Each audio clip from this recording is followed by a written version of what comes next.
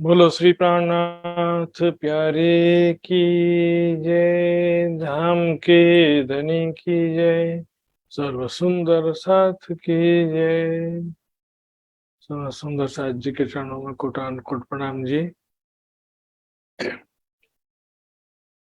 आज किरंतन ग्रंथ प्रशिक्षण शिविर के 98वें दिन में उपस्थित सभी सुंदर साथ जी का हार्दिक अभिनंदन स्वागत। सभी सुंदर साथ जी के चरणों में कोटान कोट प्रणाम जी।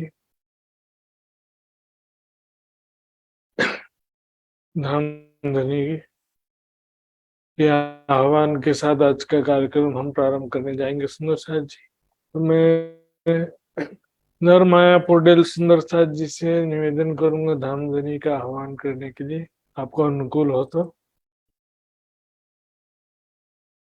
ओके कर दीजिए। Okay okay. आओ जी बाला मारे घेरा, आओ जी बाला, आओ जी बाला मारे घेरा, आओ जी बाला। एक कालड़ी परदेसमा, एक कालड़ी परदेसमा, मुनि मोती ने कहाँ चला, आओ जी बाला। मुनि होती निदान रे, मुनि होती निदान रे, तामे सुती की काराते, तामे सुती की काराते, जागी जाऊं तो पीयूजी न पासे, जागी जाऊं तो पीयूजी न पासे, पसी तो था से पर भाते, पाची तो था से पर भाते,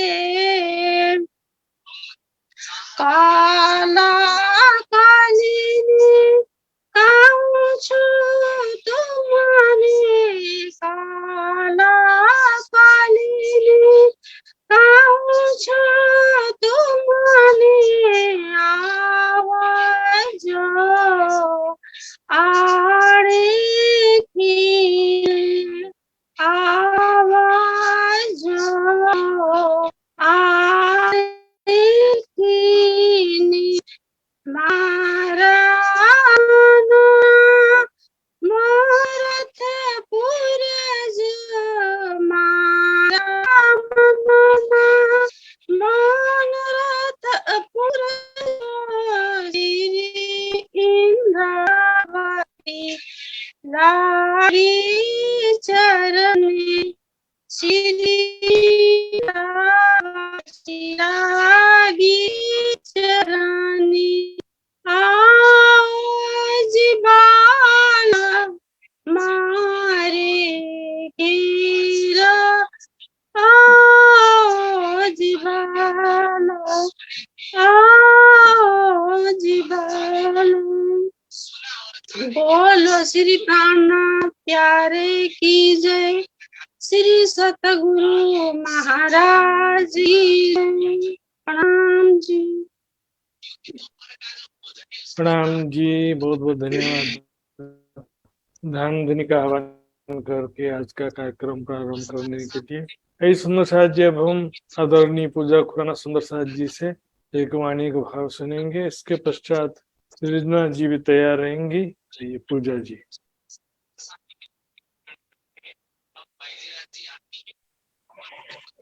बोलो श्री प्राणनाथ प्यारे की जय। बोलो श्री सतगुरु महाराज की जय। सर्व सुंदर साथ की जय।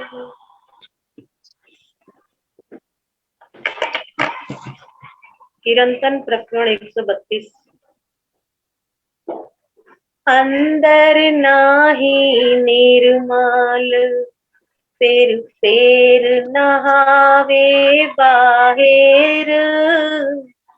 अंदर नाही निर्मल फेर नहावे बाहेर। कर देखाई कोट बेर तुहे ना मिलो करता। अंदर नाही निर्मल फेर नहावे बाहेर। कोट करो बंदगी बाहिर हो निर्मल। कोट करो बंदगी बाहिर हो निर्मल। तोलो ना पिपाइए तोलो ना साधे दिल। तोलो ना पीऊ पाइए जोलो ना साधे दिल। अंदर नाही निर्मल फेर नहावे बाहेर। अंदर नाही निर्मल एहनिस तू भेली रहे अपने पीऊ के संग। पीठ दे तिन पीऊ को करे ऊपर के रंग। एहनिस तू भेली रहे अपने पीऊ के संग। पीठ दे तिन पीऊ को करे ऊपर के रंग। अंदर नाही निर्मल फेर नहावे बाहेर। अंदर नाही निर्मल जैसा बाहिर होत है जो होए ऐसा दिल। जैसा बाहिर होत है जो होए ऐसा दिल। तो अदकिन पीऊ न्यारा नहीं माहिर हिल मिल। तो अदकिन पीऊ न्यारा नहीं माहिर हिल मिल। अंदर नाही निर्मल फेर नहावे बाहेर। अंदर नाही निर्मल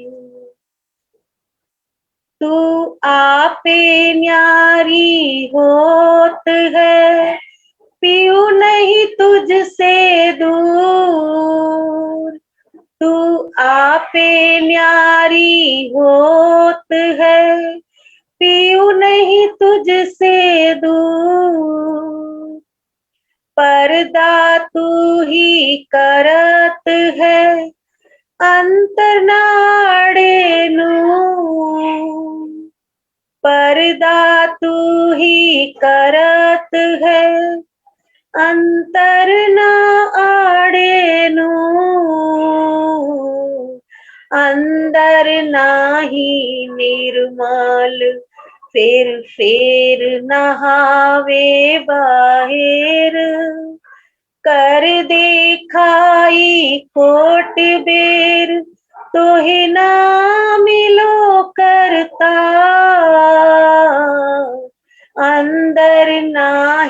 निर्मल फेर फेर नहावे बाहेर अंदर नाही निर्मल फेर फेर नहावे बाहेर। बोलो श्री प्राणनाथ प्यारे की जय। बोलो श्री सतगुरु महाराज की जय। सर्व सुंदर साथ की जय। प्रणाम जी। प्रणाम जी सुंदर साथ जी, बहुत बहुत धन्यवाद। आइए सुंदर साथ जी, अब हम श्रवण करते हैं आदरणीय सज्जनादान जी के मुखारबिंद से। लाइट गोर हो गया है क्या?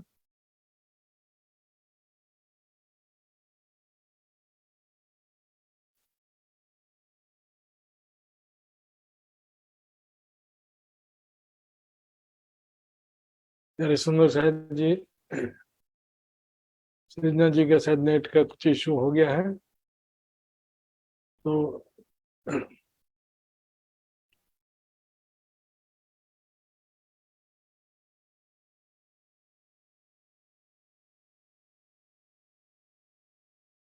आइए सुंदर साहब जी, अब मैं वृंदा भट्टराय सुंदर साहब जी से निवेदन करता हूँ एक वाणी भाव सुना देने के लिए। वृंदा जी, आप तैयार हो तो एक सुना दीजिए। प्रणाम। बुक ल्याउँछु माताजी। माताजी महाराज जी।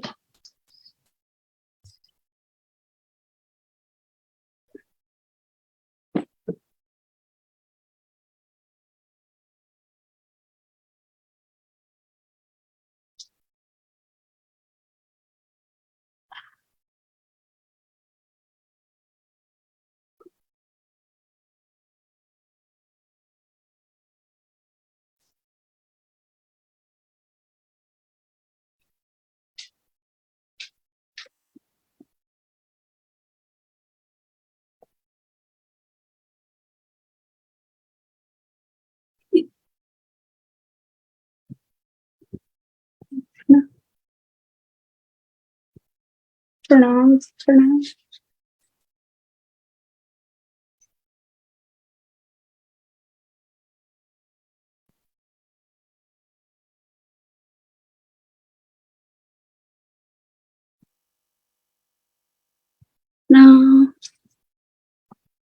नाथ प्यारे की जय। सतगुरु महाराज की जय। महात्मा जी के चरण कमल में कोटि कोटि प्रेम प्रणाम। प्रणाम जी प्रणाम। सर्व सुंदर सात्मा प्रणाम। ऐसा खेल दिखाया मांग लिया है हम, अब कैसे अर्ज करूं कहो के मांग्या तुम। ऐसा खेल दिखाया मांग लिया है हम, अब कैसे अर्ज करूं कहो के मांग्या तुम। कछु आस न राखी आसरो ये झूठी जिमी दिखाइए। ऐसी जुदागी कर दई कछु कहियो शून्य न जाए।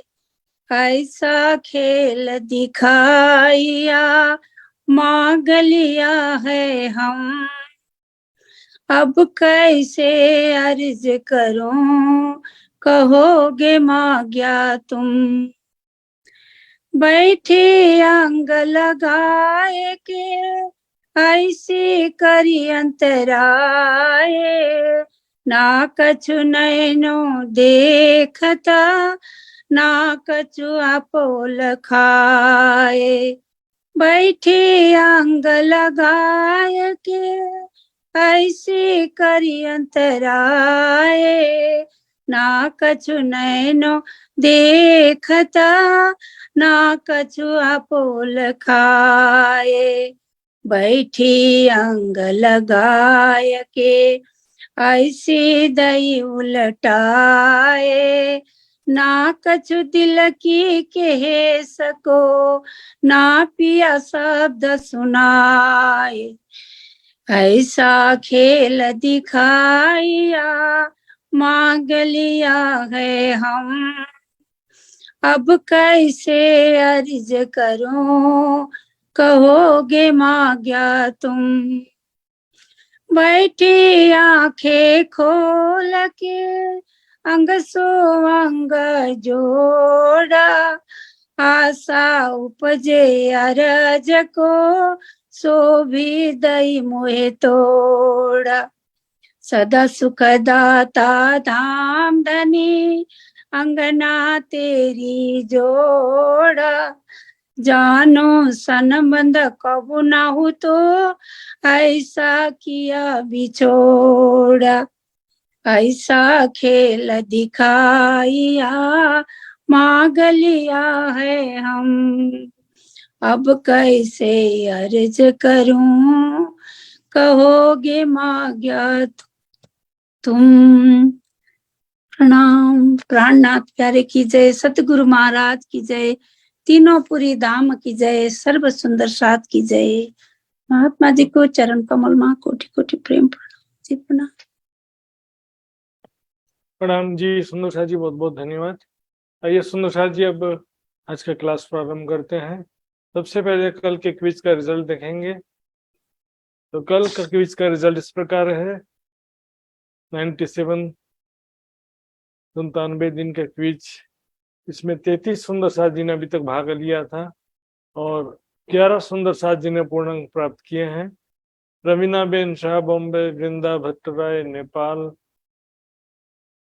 उषा सिंगल जयपुर, कोमल गुजरात, गीता पंचाल गुजरात बड़ौदा, प्रेमलता हिसार, दुर्गा देवी छेत्री मादरी हाट, शीतल पटेल गुजरात, अरुणा पटेल गुजरात, पितृ कुमार पर अजुली नेपाल, पिंकाबेन पटेल गुजरात। सुंदर साथ जी चर्चा शुरू करते हैं। आज जी का नाम लेके। वंदो सतगुरु चरण को, करूं सप्रेम प्रणाम। अशुभ हरण मंगल करण, धनी श्रीदेव चंद्र जी नाम।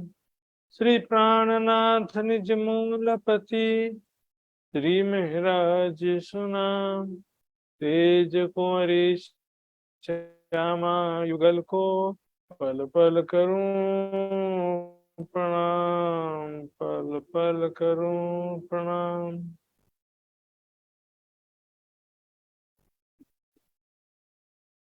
रू अल्लाह ली अल्लाह थे, ले उतरे चौथे आसमान।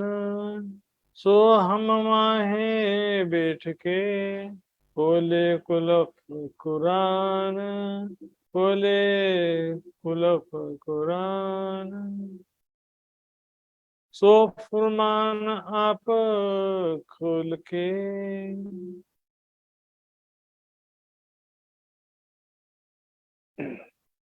प्रणाम जी सुंदर साथ जी। चौपाई का चर्चा करने से पहले आज के प्रसंग के अनुरूप भी 2 शब्द कहना चाहता हूं। पूरे भारत भर में जगह जगह 10 दिन पहले गणेश जी की प्रतिमा स्थापित की गई थी और उसके आज विसर्जन का दिन है। वास्तव में गणेश जी के विषय में बहुत ही कम लोग को मालूम है, क्योंकि पहले जमाने में क्या होता था कि माता पिता या दादा दादी धार्मिक कहानियां सुनाते थे तो काफी कुछ ज्ञान हो जाता था। आजकल के लोगों को कोई धार्मिक कहानियां सुनाने वाला होता नहीं है। बहुत सिंपल सी कहानी है सुंदर। गणेश जी की उत्पत्ति कैसे हुई? पार्वती जी स्नान करने जा रही थी, उन्होंने अपने जो शरीर में लेप किया हुआ था उसके द्वारा एक पुतला तैयार किया और उसमें चेतना डाल दिया। तो इस प्रकार वो गणेश जी की उत्पत्ति हुई।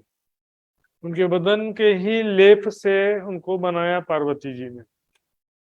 और क्या कहा कि दरवाजे पर खड़े रहना, कोई भी अंदर प्रवेश नहीं करना चाहिए। जब तक मैं स्नान कर रही हूँ, पार्वती जी ने कहा जब तक मैं स्नान कर रही हूँ तो अंदर कोई भी प्रवेश नहीं करना चाहिए।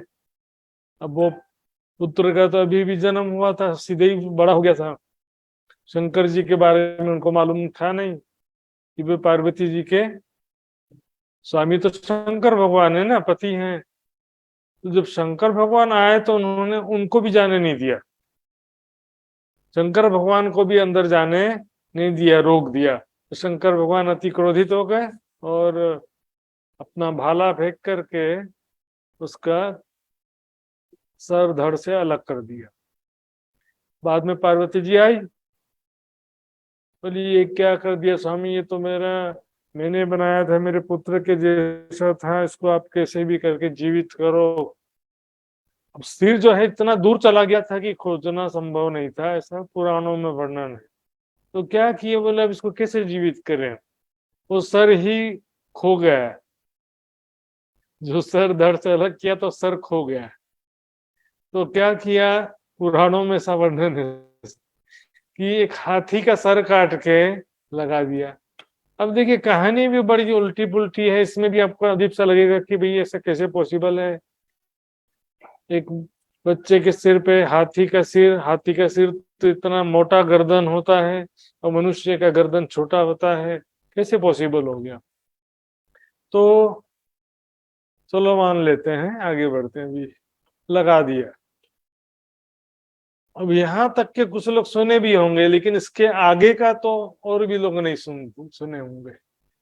तो हथिनी रोती रोती आई शंकर भगवान के पास में, हथिनी आई रोते रोते, तो मेरे पति का सर काट दिया, आपने अन्याय किया, मेरे पति की क्या गलती थी, ऐसा वैसा करके आ गई। तो शंकर भगवान ने क्या किया, किसका गर्दन काट के हाथी के धड़ में लगाया, किसी को मालूम है तो बताइए। हाथ खड़ा कीजिए, यदि मालूम हो तो रेस हैंड भी कर सकते हैं। किसी दूसरे जीव का सर काट के हाथी के सिर पे लगा दिया। वो जानवर था केकड़ा। अब देखेंगे केकड़ा जमीन में रेंगता ना छोटा सा, दो तरफ ऐसे हाथ में उसके के हाथ में चबाने का सिस्टम दे दिया। तो अब केकड़ा का सर काट के हाथी के सिर में लगा दिया, तो केकड़ा की पत्नी अब रोती रोती आई, वर्णन के हिसाब से बता। तो शंकर भगवान ने कहा किसका किसका सिर काटेंगे, ऐसा करता है इसको मैं अरेंजमेंट कर देता हूँ। तो पीठ में ही आंख दे दिया, पीठ में ही सब कुछ, मुंह वगैरह सब जो है केकड़ा के पीठ में ही सारा अरेंजमेंट कर दिया।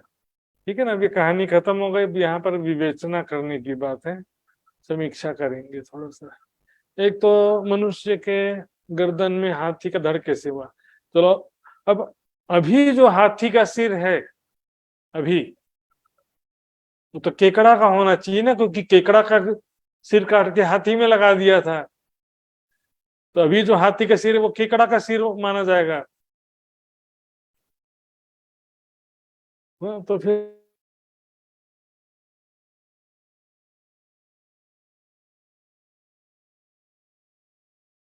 था, मतलब हाथी का सिर पहले कैसा होता था,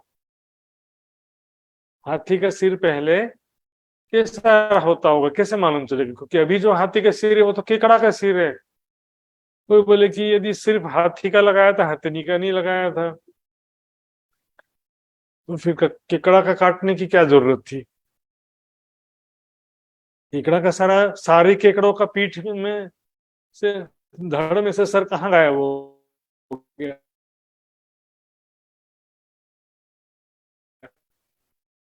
ये कहानी ही बहुत उल्टी पुल्टी है। गणपति शब्द आया है, गण कहते हैं समूह को, समस्त ब्रह्मांडों के पति गणपति या गण ईश, समस्त ब्रह्मांडों के या समस्त आत्माओं के स्वामी, समस्त ब्रह्मांडों के ईश्वर जो हैं, परमात्मा को गणपति या गणेश कहा जाता है।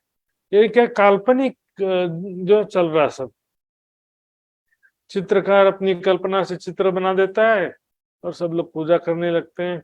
कल्पना से मूर्ति बना देता है, पूजा करने लगते हैं सुंदर साथ जी।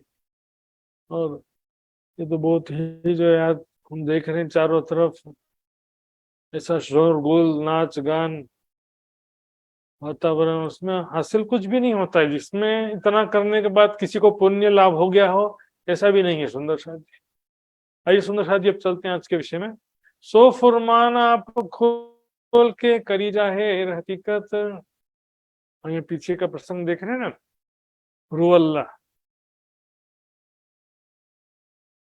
देवचंद जी के तन में जो श्यामा जी की आत्म प्रगति, और मैंने कल बताया था बाइबल के हिसाब से और कुरान के हिसाब से second coming of Hazrat Isa रुअल्लाह, second coming of Christ के बारे में बताया था मैंने। तो वो अब फुरमान आप खोल के कुरान के सारे रहस्यों का स्पष्टीकरण, कुरान ही नहीं, कुरान के साथ साथ समस्त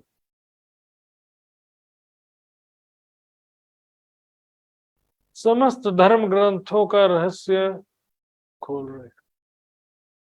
सभी धर्म ग्रंथों में जो परमात्मा से संबंधित बातें लिखी हैं उन सब का स्पष्टीकरण कर रहे हैं, क्योंकि या तो बहुत संक्षिप्त में लिखी है या तो संकेतों में लिखी है, जिस कारण से कोई भी उन शब्दों का अर्थ समझ पाता नहीं है। करी जाहे हकीकत, खोले वेद कतीब के गुज, आई सबों की सरत। आगे ना, वेद यानी समस्त हिंदू धर्म ग्रंथ, कतीब यानी कतीब पक्ष के जो भी ग्रंथ हैं, कुरान, बाइबल, जंबूर, तौरात, सबके रहस्य।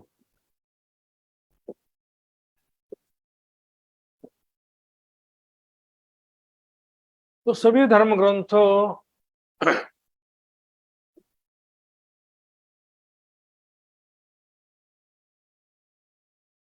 सभी धर्म ग्रंथों का रहस्य स्पष्ट कर रहे हैं, क्योंकि सभी धर्म ग्रंथों में परमात्मा के विषय में कुछ बात लिखी तभी तो उसका स्पष्टीकरण करेंगे ना। और जब लिखी ही नहीं होती तो फिर ग्रंथों का नाम ही नहीं लिया जाता है। यहाँ समझ रहे हैं ना, बात लिखी है, संकेतों में लिखी है या संक्षिप्त में लिखी है, लेकिन दुनिया वाले समझ पाते नहीं है वो उसका अर्थ, तो वो अब स्पष्ट कर रहे हैं। यदि लिखा ही नहीं होता तो कैसे स्पष्ट करते? समझ गए ना, किसी ग्रंथ संकेतों में भी नहीं लिखा होता तो फिर उनका बात ही खत्म, कि किसी ग्रंथों में लिखा ही नहीं है, बात खत्म हो जाता। तो दुनिया में जो भी ग्रंथ हैं, वाणी में भी छुपाइए, हुक्म वेद कतीब में लिखे लाखों निशान सुंदर साथ जी, एक दो नहीं है। कुछ ग्रंथ हमने पढ़ा होगा लेकिन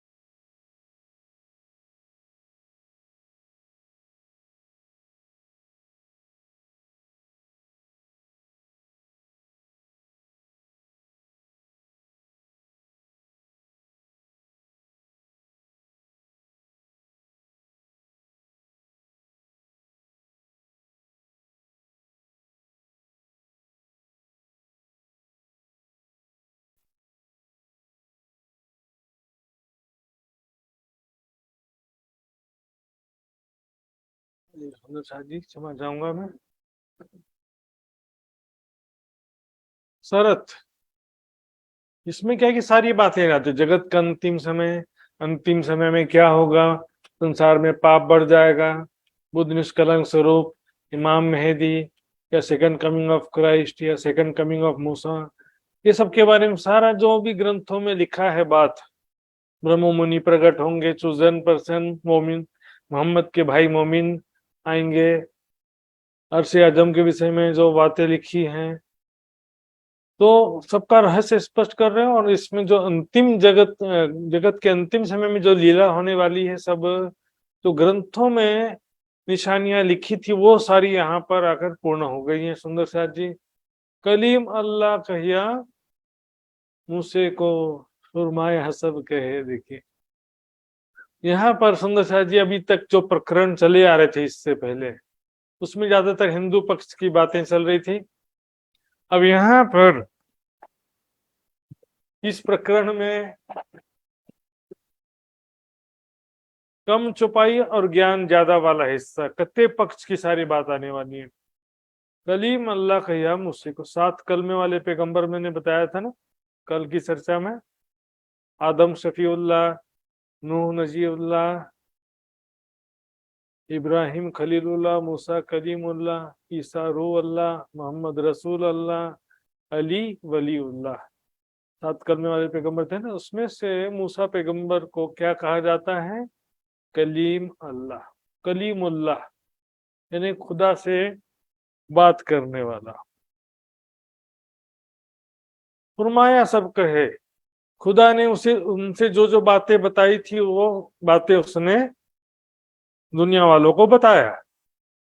लेकिन खुदा से मतलब बातचीत हुआ प्रत्यक्ष रूप से, मतलब देखा नहीं, लेकिन किस तरह से बातचीत हुआ मैं अभी आपको बताने वाला हूँ। सुंदर शाह जी ये बात जो है हम देखेंगे आज किस तरह से बातचीत हुआ था। वहां एक पर्वत था सीने पहाड़ कर, उस पर्वत पर कई बार बातचीत हुआ, एक बार नहीं 3-4 बार होता है। आज मैं आपको दिखाने के लिए वीडियो भी लेकर के आया हूँ सुंदर शाह जी। सबसे पहले में हम बाइबल में देखेंगे ओल्ड टेस्टामेंट।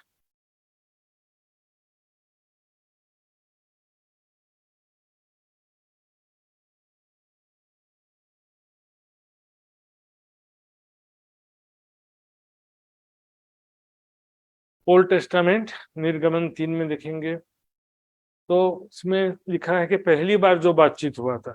अब क्या होता है कि देखिए कतीब परंपरा का मतलब यही है, मूसा पैगंबर की बात ओल्ड टेस्टामेंट में भी है, कुरान में भी है। ईसा मसीह की बात न्यू टेस्टामेंट में भी है, कुरान में भी है, लेकिन दोनों जगह वर्णन में थोड़ा थोड़ा अंतर आ जाता है सुंदर साहब। एक तो बातचीत किस प्रकार हुई वो मैं बताऊंगा आपको, लेकिन जो कुरान की मान्यता है, कुरान में लिखा है, हो सकता है मिलावट भी लिखा हो, किसी ने मिलावट कर दिया हो, लेकिन मैं ये बताने जा रहा हूं कि ओल्ड टेस्टामेंट जिसको तौरेत भी बोलते हैं उससे भिन्न है वर्णन। कुरान में जो वर्तमान में कुरान में लिखा है कि मूसा पैगंबर ने झाड़ियों के बीच, कटीली झाड़ी के बीच आग की लो में उसको दर्शन दिया परमात्मा ने।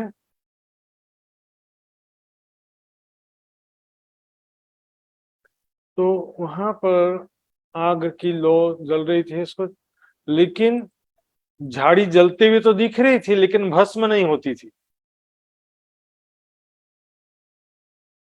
है ना। यहाँ पर देखिए दूत भी शब्द आया भले, लेकिन यहाँ पर होरेब नाम परमेश्वर के पर्वत के पार ले गया, परमेश्वर के पर्वत के पास ले गया। यहोवा शब्द जो है परमात्मा के लिए आया है ओल्ड टेस्टामेंट में। तो अभी बातचीत से भी हम देखेंगे, तब परमेश्वर ने झाड़ी के बीच से उसको पुकारा, है मूसा मूसा, ना परमेश्वर ने पुकारा। एक्चुअल में दूत जो शब्द आता है ना, जैसे पवित्र आत्मा शब्द आता है ना बाइबल में, उसी तरह से यहाँ पर जो उसकी शक्ति के लिए ये शब्द आता, क्योंकि जो उसकी शक्ति के द्वारा ही ज्ञान दिया गया। हालांकि यहाँ पर पूर्ण जोश नहीं था, आंशिक जोश ही था, देखेंगे। तो वहां पर बातचीत हुआ, और जो भी बातचीत हुआ यहाँ पर लिखा है डिटेल्स में, उसमें बहुत ज्यादा नहीं जाएंगे। मैं तेरे पिता का परमेश्वर, इब्राहिम का परमेश्वर, इसहाक का परमेश्वर और याकूब का परमेश्वर हूँ। और इस तरह से उनको कहते हैं कि जाओ, मैं तुझे फिरौन के पास भेजता हूँ, तू मेरी इजरायली प्रजा को मिस्र से निकाला है। जो क्या कि इजरायली जो प्रजा थी मिस्र में सैकड़ों वर्षों से गुलाम थी, उस प्रजा को फिरौन ने गुलाम बना रखा था, उसको आजाद करके निकाल लाओ, मैं तुम्हें शक्ति प्रदान करता हूँ, आदेश देता हूँ, जाओ मिस्र से मेरी प्रजा को गुलामी में से आजाद करो, उनको निकाल के ले आओ, गुलामी में से निकाल के ले आओ। तो मूसा ने परमेश्वर से कहा, मैं कौन हूँ जो फिरौन के पास जाऊं, इजरायली को मिस्र से निकाल, मैं कौन हूँ आखिर, मेरी क्या हकीकत है। तो इसमें सब बातचीत होता है। तो परमेश्वर ने कहा कि चिंता मत करो, मैं तेरे संग रहूंगा, तेरा भेजने वाला मैं हूँ, और तेरे लिए चिन्ह साथ होगा मेरे के। उसने फिर वो छड़ी थी मूसा पैगंबर के पास में, तो वो छड़ी जो है उसके बारे में भी बताया उनको। इस छड़ी को जो है, यहाँ पर लिखा हुआ है, उस छड़ी को जमीन में रखोगे तो सांप बन जाएगा। यहाँ पर देखेंगे सर्प बन के, देखिए तेरे हाथ में क्या है, बोले लाठी है, उसको भूमि पर डाल दे। उसने भूमि पर डाल दिया तो वो क्या हो गया, सर्प बन गई। मूसा की छड़ी का आता है ना वाणी में वर्णन, आसा मूसे की, यानी मूसा की छड़ी। उसको जादुई छड़ी थी समझो, जमीन में जैसे ही रखा वो सर्प बन जाती थी। फिर सांप का पूंछ पकड़ के उठा देंगे तो वापस लाठी बन जाएगी। इस तरह कई तरह के चमत्कारिक शक्तियां भी प्रदान किया उनको, और भी बहुत कुछ था। तो ये यहाँ पर मेरा कहने का मतलब है कि मूसा पैगंबर का बेहोश होने का कोई भी वर्णन नहीं। आइए सुंदर शाह जी, इसी चीज को मैं आपको वीडियो के द्वारा दिखाता हूँ।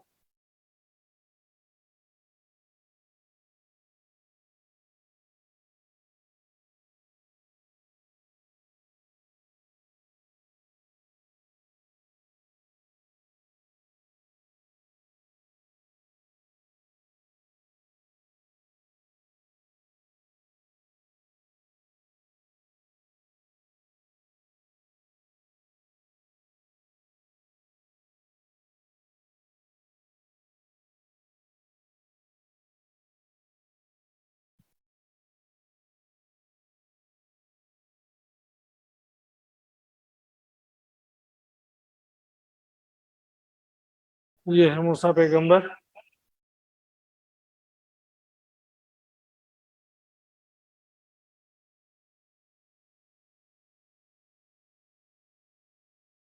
इस प्रकार से मूसा पैगंबर को दर्शन होता और बातचीत होती, देखिए।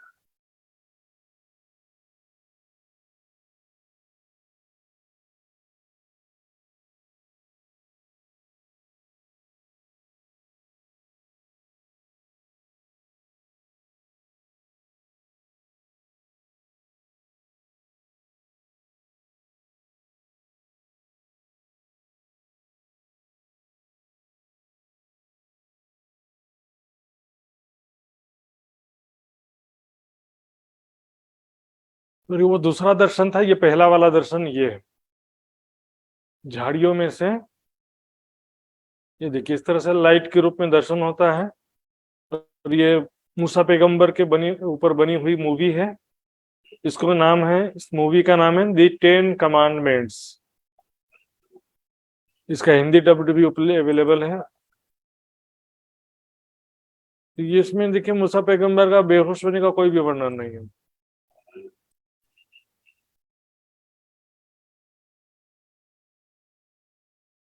हम देखेंगे सुंदर शाह जी, जो दूसरा बार जब परमात्मा या परमेश्वर जो है, या परमेश्वर की शक्ति से उनको जब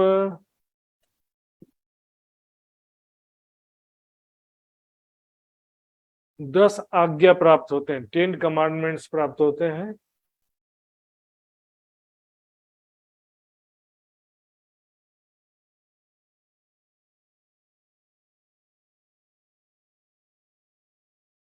ये देखिए, सीने के जंगल में आए, और सीने के जंगल में आए, वहां पर पर्वत के आगे मूसा पर्वत पर परमेश्वर के पास चढ़ गया। यहोवा ने, यहोवा मतलब परमेश्वर को ही यहोवा कहा गया है। पर्वत पर से उसको पुकार कर कहा। उसके बाद जो है उनको, यहाँ पर बहुत विस्तृत वर्णन है सुंदर साथ जी, में फिर इसको जो है पूरा वर्णन करना भी मैं जाऊंगा तो दिक्कत होगा सुंदर साथ जी। यहाँ पर मैं आपको बस उसके जो 10 आदेश दिया वो दिखाता हूँ। 10 कमांडमेंट्स बोलते हैं, तुम मुझे छोड़ दूसरों को ईश्वर करके न मानना।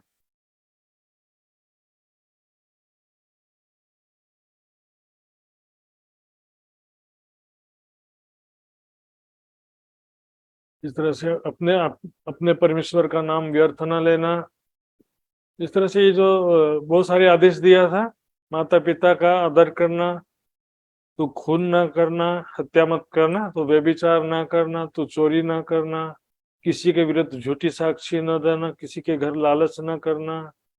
इस तरह से उन्होंने 10 आदेश दिया था। वो 10 आदेश किस प्रकार दिया था मैं आपको दिखाता हूँ वीडियो के द्वारा।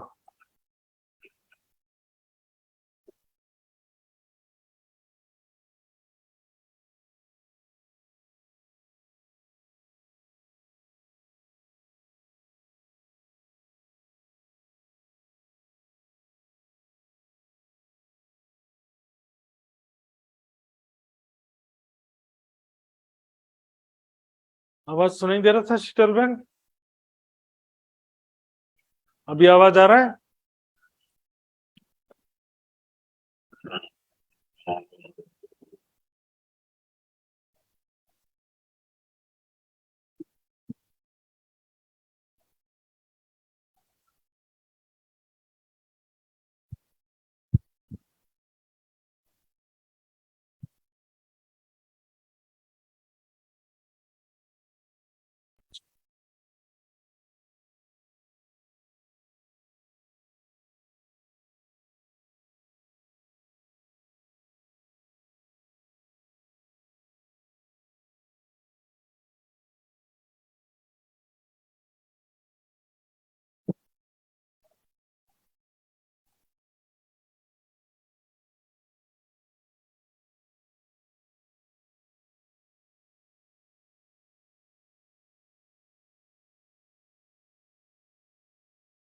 मतलब क्या होता है कि बोल करके आदेश नहीं, दीवार पत्थर पर लिखा हुआ आदेश प्राप्त हुआ उनको।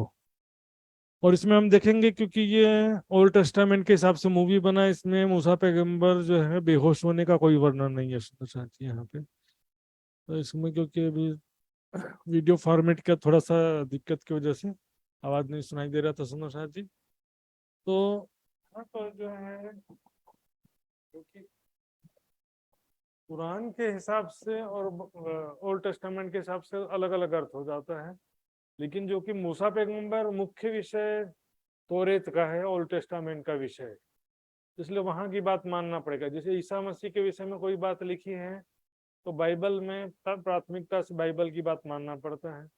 यदि कुरान के विषय में और मतभेद है तो कोई विषय को अपने विवेक से हम विचार कर सकते हैं। तो यहाँ पर मूसा पैगंबर को खुदा से बातचीत करने के कारण से उनको कहते हैं कलीम अल्लाह, कलीमुल्लाह। फरमाया सबके खुदा ने या परमात्मा ने जो उनसे कहा था वो बाद में जा करके जो उनके अपने अनुयायियों से वैसा कहते हैं। सो कलाम अल्लाह की रोशनी ताबे हादी के। तो यहाँ पर कलाम अल्लाह किसे कह रहे हैं? 10 कमांडमेंट्स।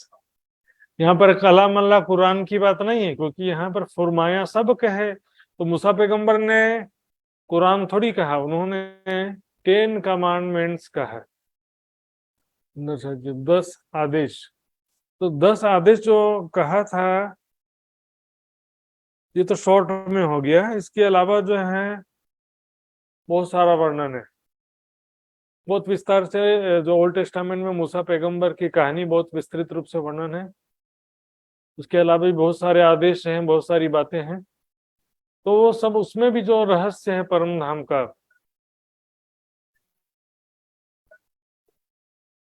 ये भी मैंने आपको बताते बताते अभी भी एक देखा था, मैं आपको दिखाता हूँ।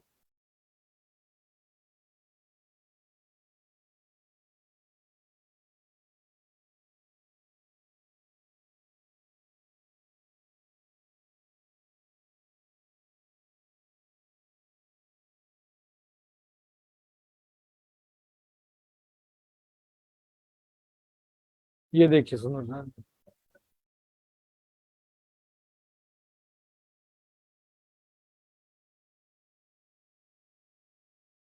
अब मैं उतर आया हूँ कि उन्हें मिस्रियों के वंश से छुड़ाऊं। मतलब मिस्र देश ने उनको गुलाम बना रखा था, तो मिस्र से छुड़ाऊं और उस देश से निकाल कर एक अच्छे और बड़े देश में ले जाऊं जिसमें दूध और मधु की धारा बहती है, दूध शहद की नदियां चले, बाग बगीच तर तले, है कि नहीं? परम धाम की बातें सुंदर साथ ये सब जगह लिखी है। भले वाणी में सारी ग्रंथों का विवरण ना भी हो, तब तारतम ज्ञान और जागृत बुद्धि की सहायता से सब बातें समझ सकते हैं सुंदर साथ जी।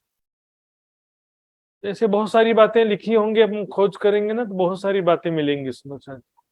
10 कमांडमेंट्स जो बोलते हैं वो तो मुख्य 10 आदेश हैं, इसके अलावा भी बहुत सारी बातें लिखी हैं।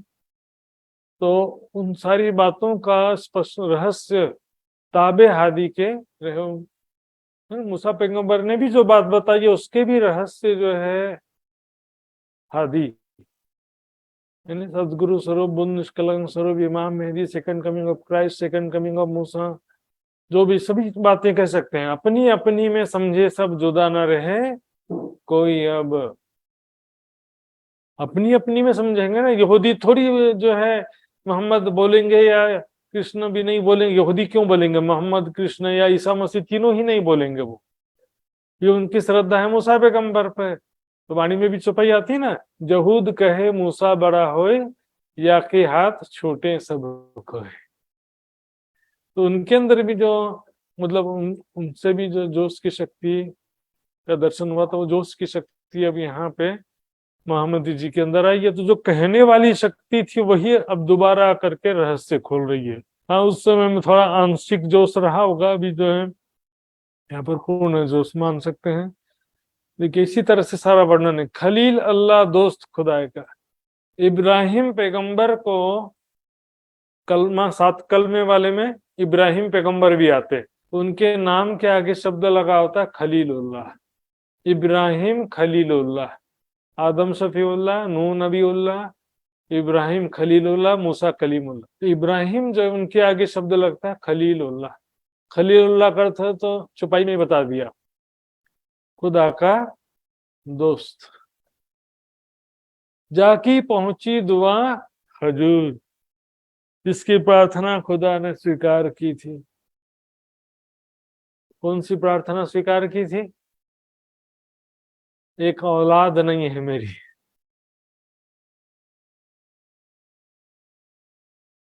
लेकिन फिर भी जो औलाद की भी प्राप्ति हुई, तो उसमें भी जो है बहुत सारा प्रसंग है। सुंदर शाह जी कहा कि तेरे जैसे ये जो पुत्र है, बिना किसी पुरुष और स्त्री के मिलन से ये होगा, अर्थात ये स्वतः ही होगा, और इसमें जो है इसका नाम और खुदा का नाम एक जैसा ही होगा।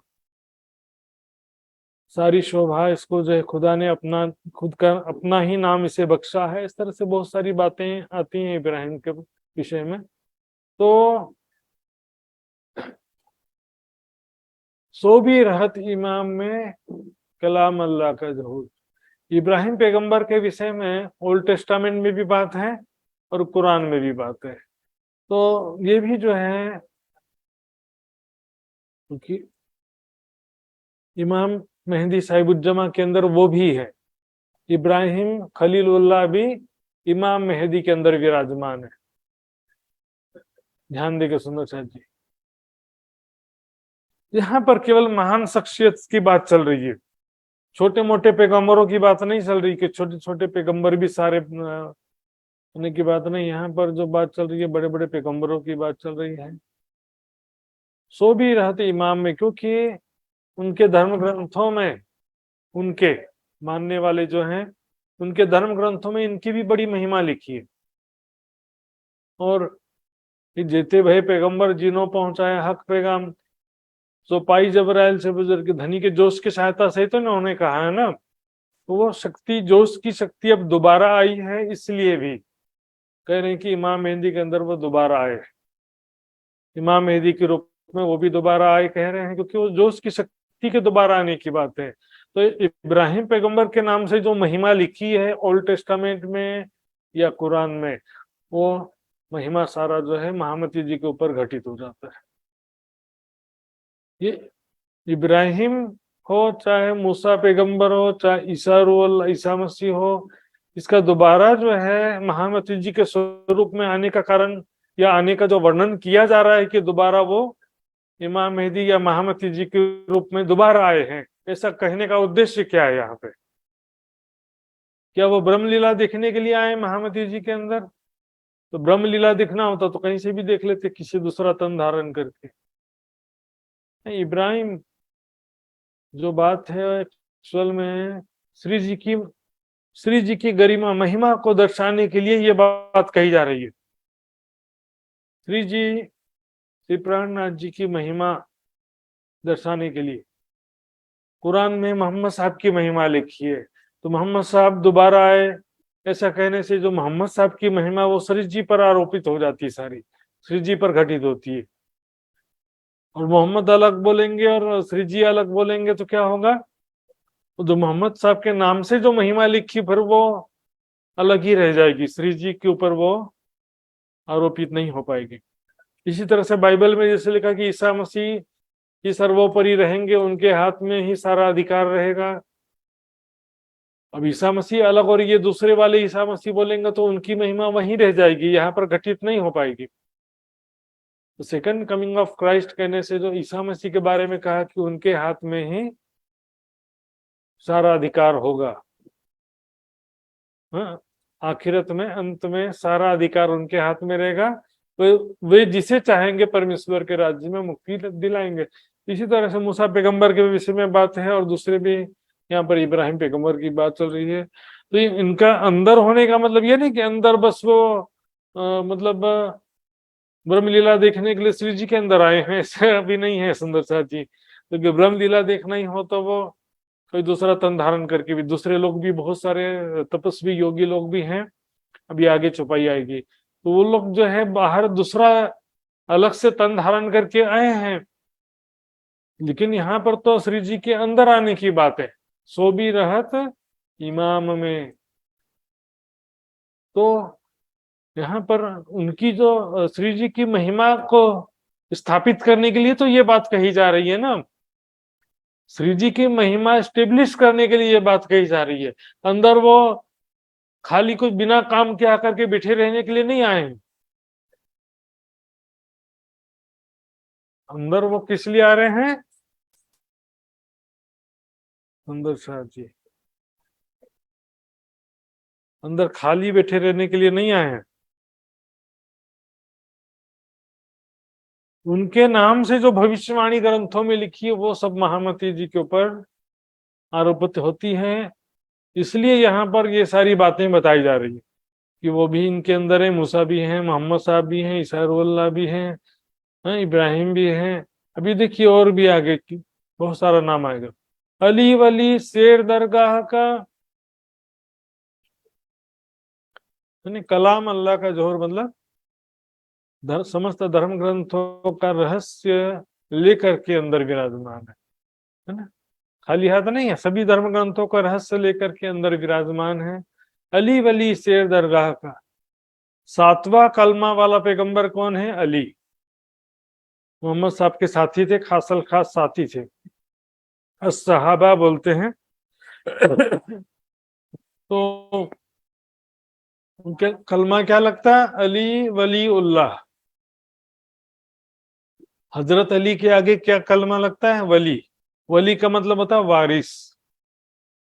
मोहम्मद साहब ने कहा था कि मेरा जो धर्म का वारिस है अली रहेगा करके, लेकिन विरासत के लिए झगड़े बहुत सारे हुए, वो बात अलग है, लेकिन मोहम्मद साहब ने तो यही कहा था कि अली मेरा वारिस होगा, इसलिए उनके नाम के आगे कलमा लगता है वली उल्लाह, अल्लाह का वारिस, खुदाई इल्म का वारिस, या मोहम्मद साहब ने जो ज्ञान दिया उसका वारिस। साथ में शेर दरगाह का, शेर शेर दरगाह, शेर दरगाह एक बहुत बड़ी योद्धा थे, धर्म योद्धा थे। अली काबा की हिफाजत करने के लिए कई युद्ध लड़े थे वो, और हुक्म का पालन, मोहम्मद साहब के हर आदेश का पालन करते थे, इसलिए उनको हुक्म का स्वरूप भी कहा जाता था। लेकिन यहाँ पर करें जो दरगाह बड़ी खुदाई, अव्वल से किन पाई नहीं, सृष्टि के प्रारंभ से भी किसी ने खुदा की जो दरगाह है रंग महल परम धाम के विषय में किसी को भी ज्ञान प्राप्त नहीं हुआ। सृष्टि के प्रारंभ से कोई भी नहीं जान सका। सो आखिर प्रगटिया, वो ज्ञान अब यहाँ पर प्रकट हो रहा है। क़यामत की इस बेला में वह ज्ञान प्रकट हो रहा है।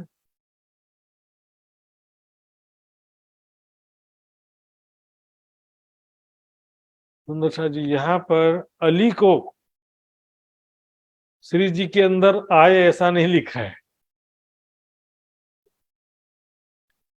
यहाँ पर ध्यान देंगे, दूसरे पैगंबरों का अंदर आने का वर्णन है, लेकिन अपने दिमाग से एक्स्ट्रा नहीं करने का।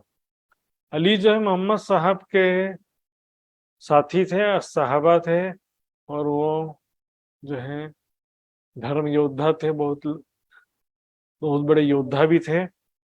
अव्वल से किन पाई नहीं सो आखिर प्रगति आए।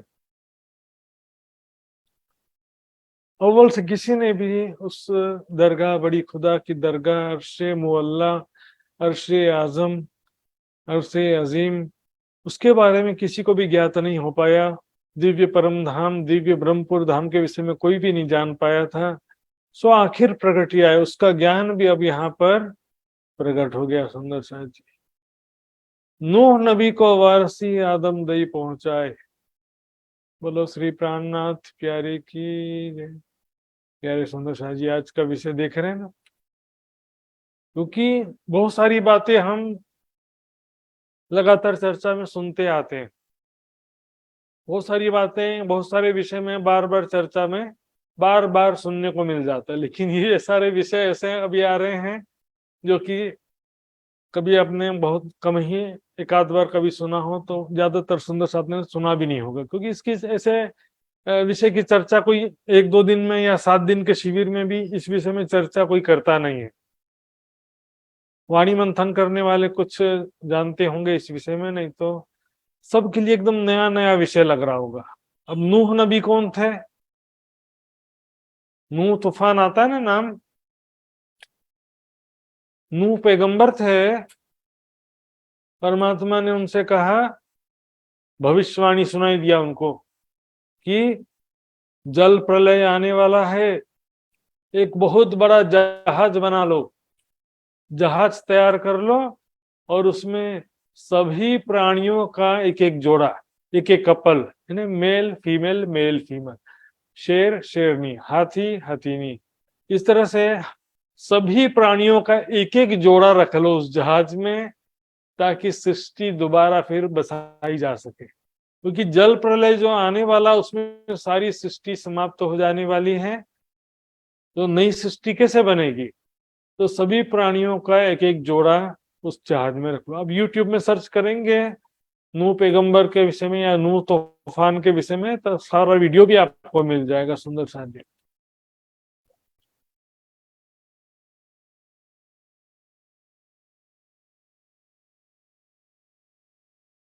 तो सुंदर शाह जी, नूह पैगंबर जो थे उनको आदम पैगंबर से विरासत मिला था।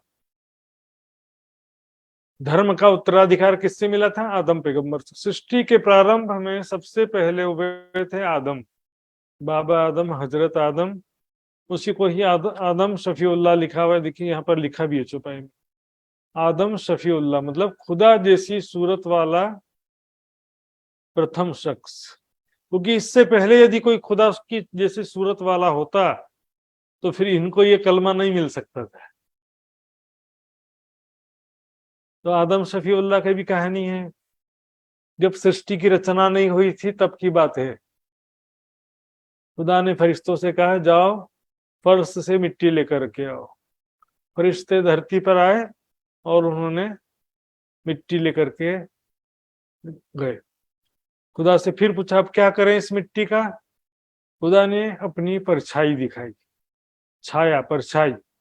कहा, मेरी परछाई ये देखो, और इसके जैसा पुतला बना दो, मिट्टी से बिल्कुल इसके जैसा हूबहू पुतला बना दो।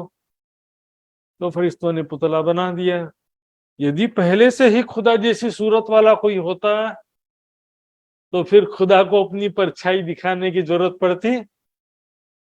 नहीं पड़ती सुंदर से। खुदा जैसी सूरत वाला पहला शख्स पुतला बनाया, फिर उसमें रूह फूंक दी, इसलिए उनका नाम के आगे कलमा लग गया शफीउल्लाह, आदम शफीउल्लाह। आए ईसा नूह नबी इमाम। इस प्रकार से महामती जी के अंदर ईसा रुल्लाह भी आ गए, नूह नबी भी आ गए, और इमाम मेहदी के अंदर और दूसरे जो आदम शफीउल्लाह भी सारे आ गए हैं। यहाँ पर ध्यान देंगे सुंदर शाह जी, नूह नबी शब्द आया है वाणी में। यहाँ पे इस चौपाई में बहुत सारी बातें हैं सुंदर शाह जी।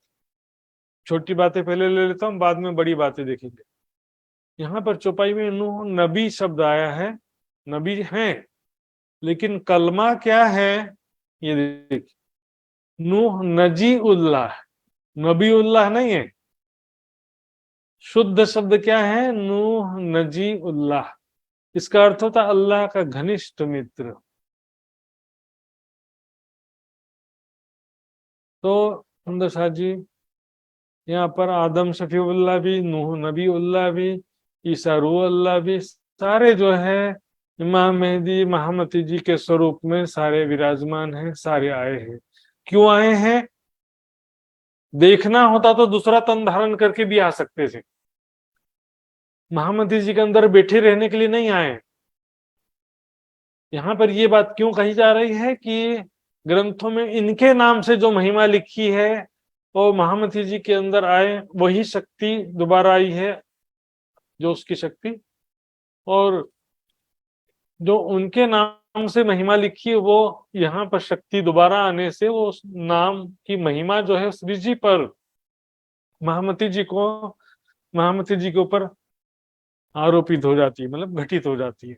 जैसे मोहम्मद साहब के ऊपर जो बात लिखी है कि मोहम्मद साहब को सबको दोजख से मुक्ति दिलाएंगे, मोहम्मद ही सिफायत करेंगे। अब मोहम्मद ही सबको दोजख से छुड़ाएंगे, ऐसा लिखा है।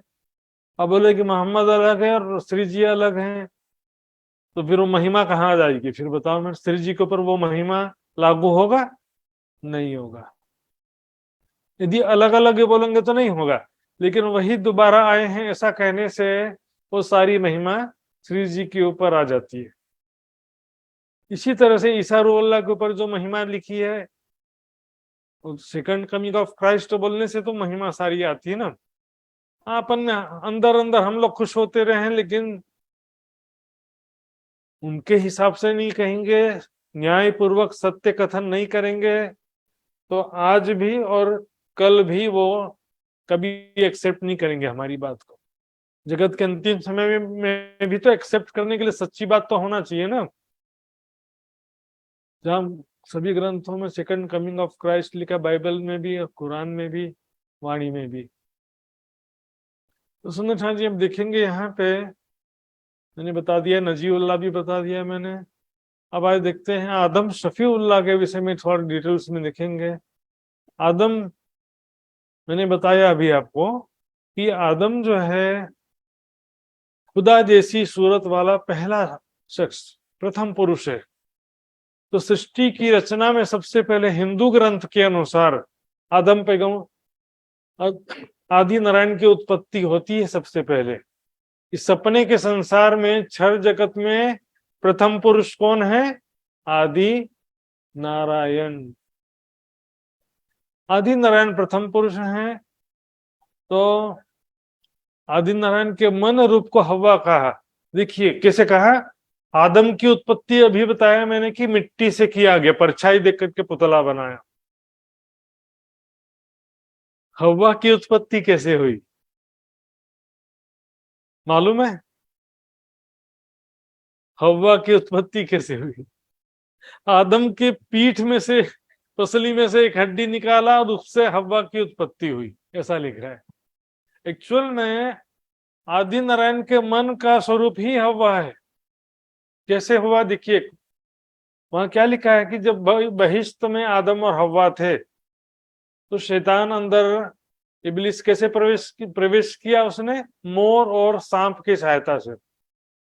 मोर क्या है? रजोगुण का प्रतीक है, सांप तमोगुण का प्रतीक है। रजोगुण और तमोगुण की सहायता से बहिश्त में प्रवेश किया और अंदर सबसे पहले उसने किसको बहकाया? हव्वा को बहकाया पहले। ये जो खुदा ने ये अनाज खाने से मना किया, गेहूं खाने से मना किया है, तो उसने बहकाया उसको कि ये बहुत स्वादिष्ट फल है, खुदा ने जानबूझ के तुमको मना किया है, तुम खा सकते हो, कुछ नहीं होगा, ऐसा ऐसा करके उसको हव्वा को पहले बहकाया। फिर हव्वा के बहकावे में आदम आ गया। कोई भी चीज होता देखिए, सबसे पहले हमारा मन बहकावे में आता है, फिर बाद में हमारा जीव बहकावे में आता है। तो हमारे अंदर जो है मन है वो हव्वा का रूप है, और अहम जो है वो आदम का रूप। आदि नारायण के अंदर भी देखिए तीनों चीजें, आदि नारायण के अंदर भी तीनों चीजें हैं। आदि नारायण के अंदर जो चेतना है वो तो स्वाप्निक चेतना है, और आदि नारायण का जो अहम है, मैं की जो भावना है आदि नारायण के अंदर, वो आदम है, और उसका जो मन स्वरूप है, मन रूप है, वो हव्वा है। इससे सारी सृष्टि की उत्पत्ति हुई है। यहाँ पर भी हमारे अंदर भी देखेंगे, हमारे अंदर जो अहम है ना, हमको क्या कहते हैं, मनुष्य को आदम की औलाद कहते हैं, आदम की औलाद।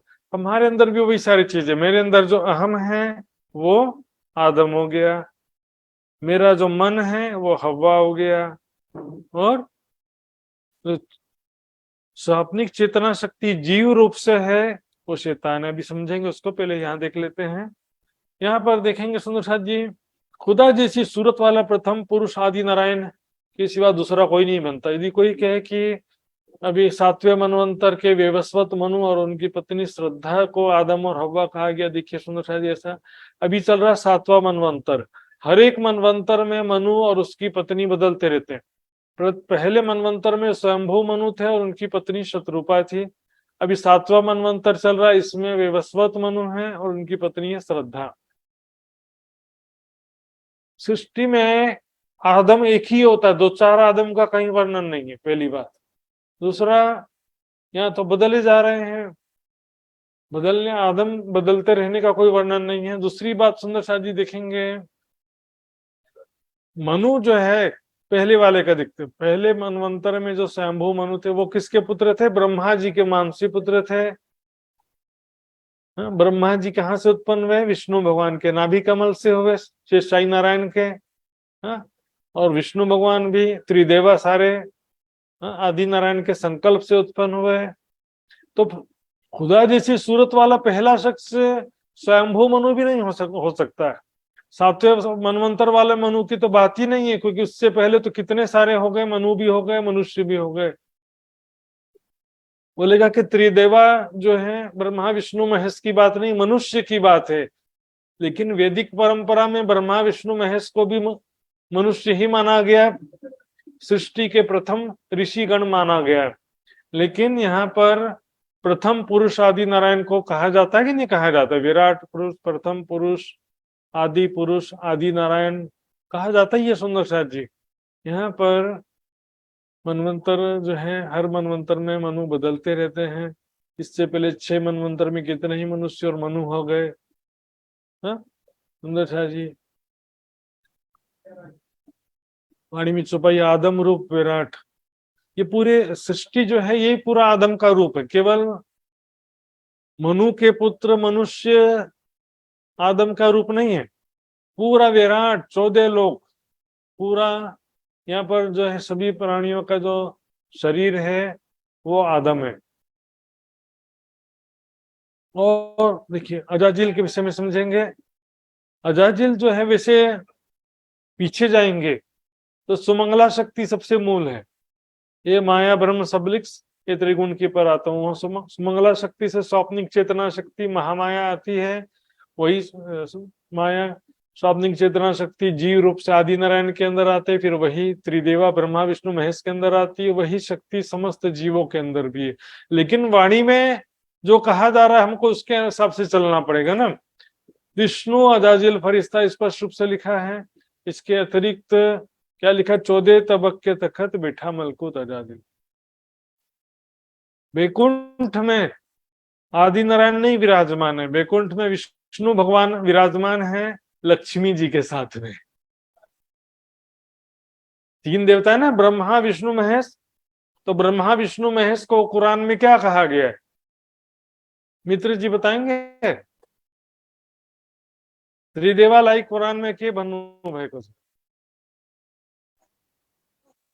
ब्रह्मा जी लाई के भन्नु भएको छ? कसैलाई थाहा छ किसी को? था भएन नहीं मालूम। नहीं, भूल गए होंगे, बहुत दिन हो गया, कोई बात नहीं। ब्रह्मा जी को मिकाइल कहा गया, मिकाइल फरिश्ता। विष्णु भगवान को अजाजिल और शंकर भगवान को अजराइल कहा गया है। आदि नारायण को अजाजिल की बात ही नहीं, त्रिदेवा जो ब्रह्मा विष्णु महेश को ही मिकाइल अजाजिल अजराइल कहा गया है। सुंदर साथ जी, यहाँ पर समस्त जीव चेतना को विष्णु भगवान का ही अंश कहा गया, अजाजिल जीव दुनी का। सुंदर है। वाणी में जो शब्द चौपाई पर लिखा है, जो बात चौपाइयों में लिखी है, वो मंथन नहीं करते, सुना सुनाया चलते रहता परंपरा से। ऐसा है वैसा है, आदि नारायण की चेतना सभी जीवों के अंदर है, लेकिन वाणी में क्या लिखा है? अजाजिल जीव दुनी का जो कहियामा है सब, ये तो कुरान के हिसाब से लिखा।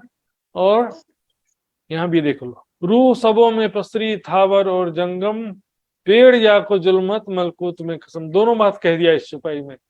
मलकूत यानी बैकुंठ होता है ना, मलकूत यानी क्या होता है? बैकुंठ होता है। तो बैकुंठ में सभी जीवों के खावंद कौन है? विष्णु भगवान है।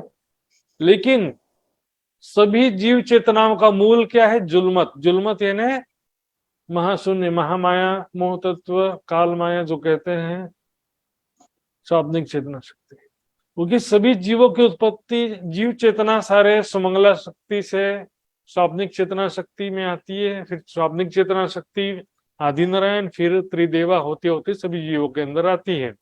तो यहाँ पर कोई सोर्स आदि नारायण मेन सोर्स तो है भी नहीं, तो बीच का एक,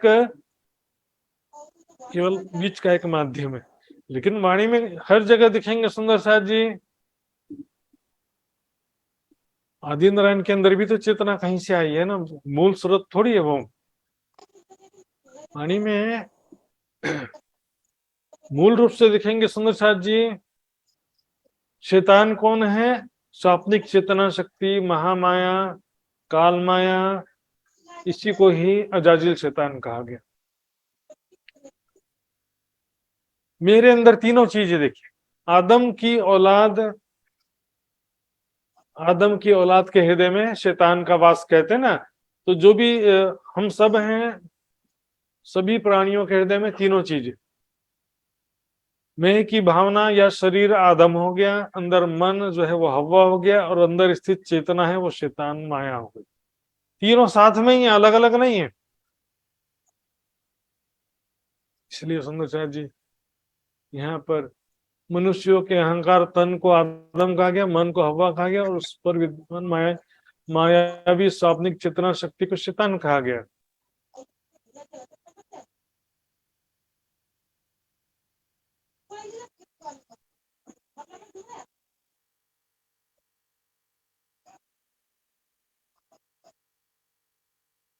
कहा गया जीव नींद की उत्पत्ति भी कहा गया सुंदर साथ जी।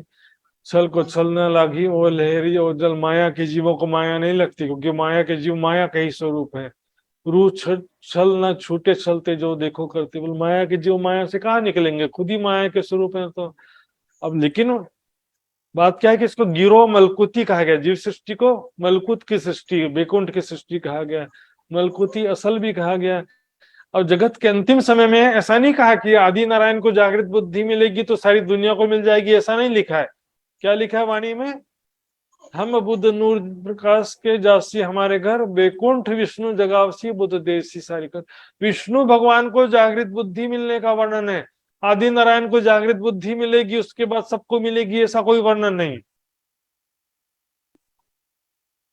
विष्णु भगवान को मिलेगी उसके बाद सारी दुनिया समस्त जीवों को मिलेगी, ऐसा ही वाणी में वर्णन है। क्योंकि विष्णु भगवान को मिलते ही सारी दुनिया को भी जागृत बुद्धि प्राप्त हो जाएगी सुंदर साथ जी एक ही पल में। तो सुंदर साथ जी यहाँ पर दो बात हो गया, आदम शफीउल्लाह, तो आदम शफीउल्लाह जो सुंदर साहब जी आदि नारायण को ही कहा गया है, एकदम स्पष्ट हो जाता है, क्योंकि पहला पुरुष जो है खुदा जैसी सूरत वाला और कोई दूसरा होता ही नहीं। फिर क्या कहा गया, आदम रूप विराट चौपाई में कहा गया, अर्थात ये सारे 14 लोग ही आदम का स्वरूप है, मतलब आदम की औलाद है, क्योंकि आदम के संकल्प, आदि नारायण के संकल्प से 14 लोग बना है इसलिए।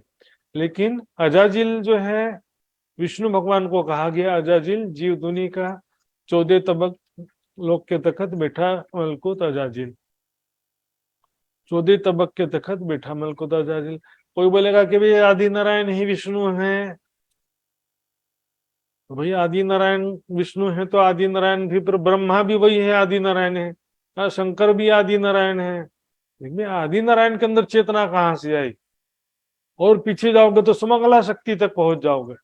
लेकिन वाणी में जो भाव से चुपाई कहा जा रहा है उसी भाव से करना पड़ेगा ना। खुदा जैसी सूरत वाला प्रथम शख्स कहा गया है सुंदर साहब जी।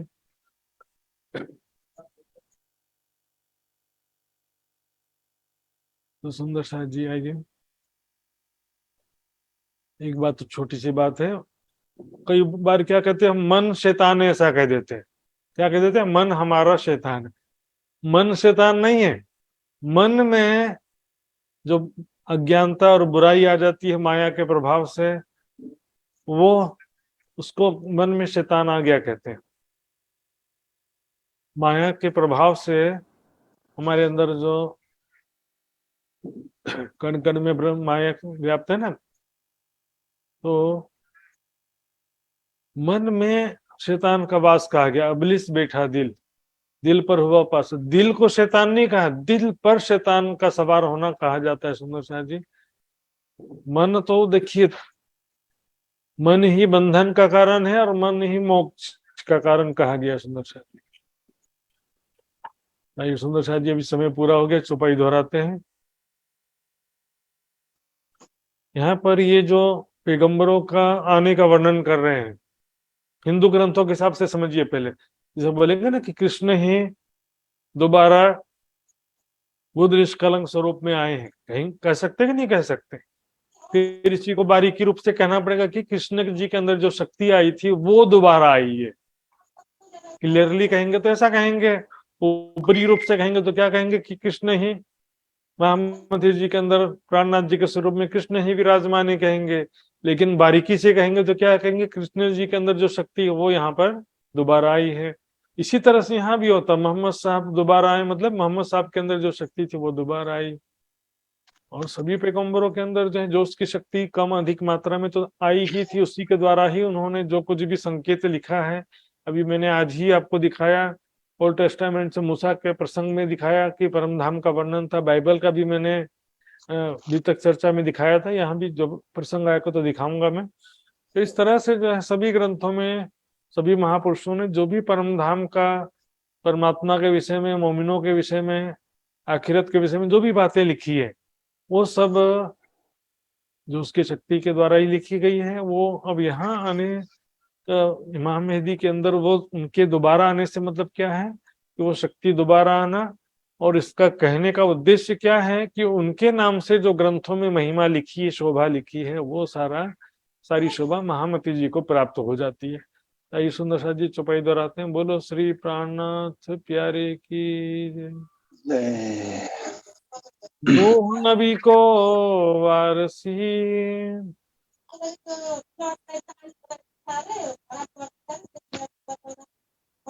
नूह नबी को वारसी, आदम दई पहुँचाए, आदम दई पहुँचाए, आई ईसा नूह नबी बाम,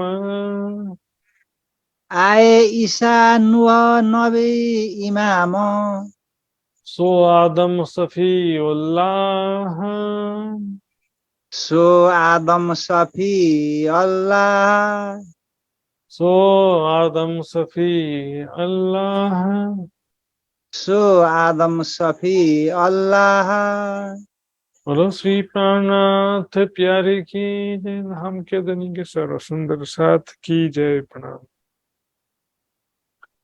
प्यारे सुंदर साथ जी। पहले एक दो सूचना ध्यान से सुन लेंगे। कल का जूम क्लास लगने का संभावना थोड़ा कम है, फिर भी आप व्हाट्सएप में ध्यान देंगे, व्हाट्सएप ग्रुप में, वहां पर मैं सूचना आपको बता दूंगा लगभग दोपहर तक के कि कल का जूम क्लास लगेगा कि नहीं लगेगा। लेकिन शनिवार रविवार को तो जूम क्लास नहीं लगेगा सुंदर शाह जी, इतना निश्चित है। तो व्हाट्सएप ग्रुप से जुड़े रहेंगे, सारी सूचना आपको देते रहेंगे। तो आइए सुंदर शाह जी, अब हम आज अर्जी की तरफ आगे बढ़ते हुए आज के क्लास के अंतिम चरण में जाएंगे। तो मैं आदरणीय मित्र कुमार पराजोली सुंदर साथ से ही निवेदन करता हूँ कि धामधनी का अर्जी गायन कर दें और सभी सुंदर साथ को आनंद प्रदान करें।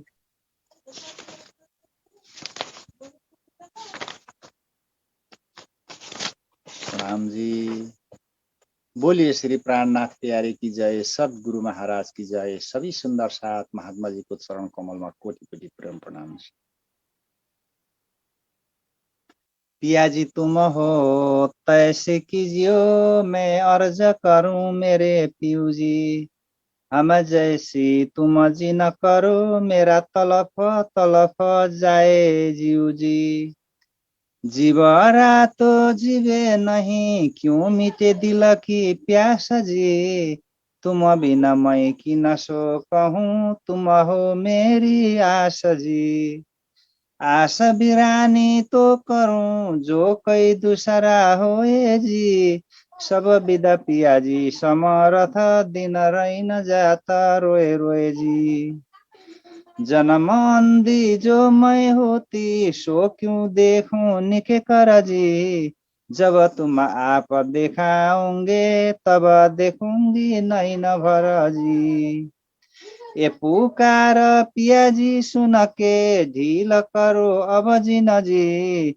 खिन खिन खबर लीजियो, मैं अर्ज करूं दुल्हन जी। यति अर्ज मैं तो करूं, जो आदि भय अंतराए जी। सो आदि अंतराए टाल के, दुला लीजे कंठ लगाए जी। कंठ लगाइए कंठ सो पिया जी, कीजे हास विलास जी। बारणे जाए श्री इंद्रावती, पिया जी कदम राखो पास जी। तुम दुल्हा मैं दुल्हन, और न जानो बात जी। इसको सेवा करूं सब अंगो साक्षात जी। सदा सुख दाता धाम धनी, मैं का कहूँ कि न सो बात जी। श्री महामती जुगल स्वरूप पर, अंगना बलि बलि जात जी। श्री महामती जुगल स्वरूप पर, अंगना बलि बलि जात जी। पिया जी तुम हो तैसी कीजियो, मैं अर्ज करूं मेरे पियू जी। बोलिए श्री प्राणनाथ प्यारे की जय, सतगुरु महाराज की जय, संपूर्ण सुंदर साथ की जय। प्रणाम जी। प्रणाम जी सुंदर साथ जी। आइए सुंदर साथ जी अब विदा होते हैं, अगले क्लास में फिर से मिलेंगे। सभी सुंदर साथ जी के चरणों में कोटान कोट प्रणाम जी। प्रणाम।